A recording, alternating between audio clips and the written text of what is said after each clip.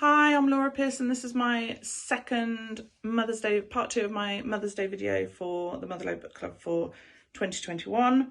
I've got a real range of general fiction about motherhood, and then I've got some brilliant non-fiction books as well. So let's get started. This one's The Second Bell by Gabriella Houston. It's a kind of dark fairy tale book about a child that's born with two hearts and has to be kind of hurried away and hidden. Sounds really interesting. This one I think is out tomorrow, and I'm really gutted that I haven't got to it ahead of publication. I'm going to read it really soon. It's Dog Days by Erica Waller. I've read a previous book of hers and I know she writes beautifully, and it's about three individual people who are all living very different lives, one of whom's a mum living in a refuge with her son, and I think they all end up being connected by their dogs. This is Where We Belong by Anstey Harris. This one's been out a little while. I loved Anstey Harris's debut, and so I know I'm going to love this when I get to it. It's about a mother and her son who are homeless, adrift, and they end up living in the Hatter's Museum of the Wide World. Sounds like a really interesting adventure. It says this strange summer adventure could change more than just her life. And then this one is called Hope Nicely's Lessons for Life by Caroline Day. Prepare to smile brightly when you meet Hope Nicely. It's about a woman who is a dog walker. She's living with her mum, her adoptive mum, and she is trying to find out why her birth mother abandoned her, and whether she knew that drinking while pregnant could lead to Hope having fetal alcohol spectrum disorder. It looks like a kind of heartbreaking but uplifting read. This is When I Ran Away by Ilona Bannister. It says, here's what Gigi knows. She's a New Yorker living in London. She was ambitious and worked hard. Now she finds the choice in the pasta aisle overwhelming.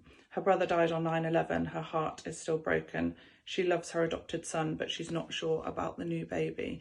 I've heard it's incredibly moving, and I really love the look of it. And then finally for fiction, I've got The Things We Left Unsaid by Emma Kennedy, which is about somebody moving back in with her mum after her wedding is cancelled just before she's due to walk down the aisle. That one's also got endorsement from Marion Keyes. Said she loved it. Ruth Jones said it's a joyous book. And then in the non-fiction space, I was reading yesterday, because my children are back at school, these gorgeous poems in Night Feeds and Morning Songs, brought together by Anna Sampson. This is a really beautiful collection. I read the pregnancy section of it yesterday, and I'm hoping to sneak in a bit more of it today while my children are out. I'm just loving the peace and quiet.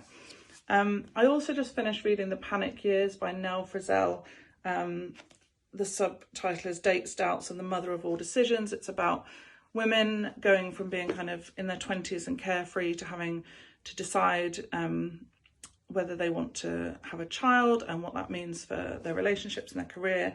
And it's a really good, well-written read. And another one that I read yesterday, although there's not many words, it's mostly cartoons.